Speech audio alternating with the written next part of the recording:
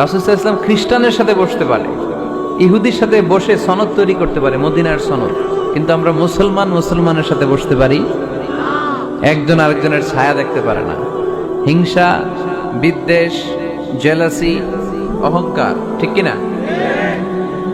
লা ইয়াদখুলুল জান্নাতা মান কানা ফি কলবিহি হাববাতু খারদাল মিনাল কিবর। যার অন্তরে যাররা পরিমাণ অহংকার থাকে সে কোশ্চিনকালেও আল্লাহর জান্নাতে প্রবেশ করতে পারবে না। আমরা যেন এই অহংকার থেকে মুক্ত হতে পারি, আমরা যেন ব্রড মাইন্ডেড হতে পারি, আমরা যেন ভিন্ন মতের লোকদেরকে রেসপেক্ট করতে পারি, ভিন্ন মতকেও যেন আমরা সহ্য করতে পারি।